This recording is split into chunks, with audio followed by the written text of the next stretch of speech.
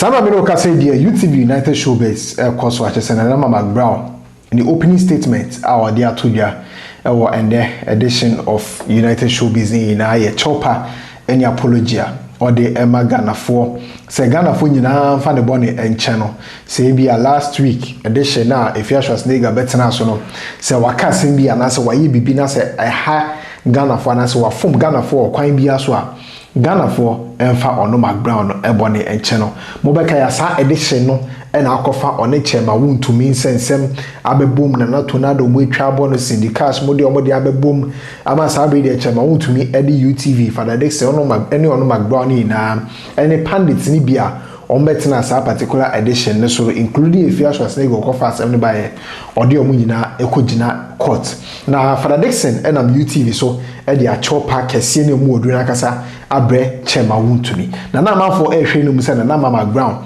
e ba be patrol we nke bi obe bo chema Wontumi din na wa patrol na so ankoba ne sa na McBrown se Ghana fo nyina e na opa omocho yenkohwe video no emra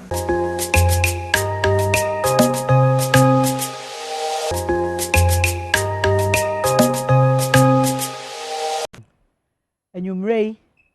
ansana nadwumedie mehya ase no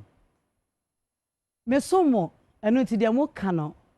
osem ya asotie da ne da nyina de me ye bia me ne mo na eye enu nti no se mo kasa metie ansana mehya dwumedie ase kra no munim se mo dofo na McBrown Ghana ha de se me ne obi wa asem de be yire me ne obi ani asem masomo ache Enyumrei me pese me de a chopa Emma Ghana for na me kache mo se me ntumi mfiri me pem obi bia ni ho wo UTV ha eye me producers Dr. Father Dixon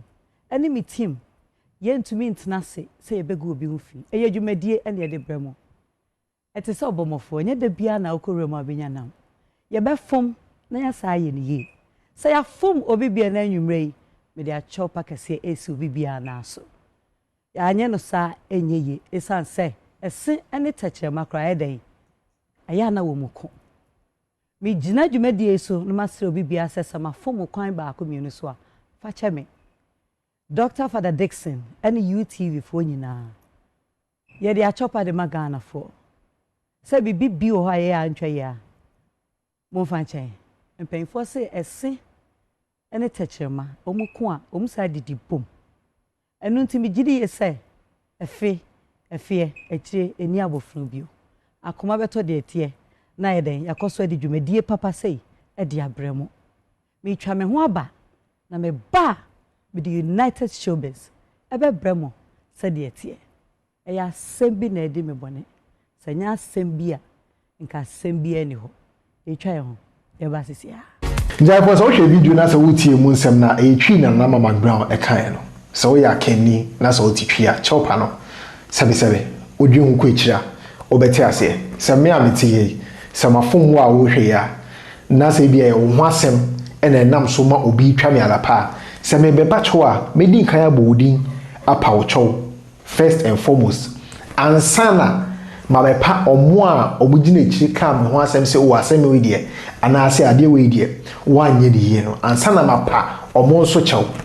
na so na McBrown ya akani a no hwe na chopa na ode bae na opa Ghana fo nyina chew nemu inipa na omo beka ne ho asem ema asem aba no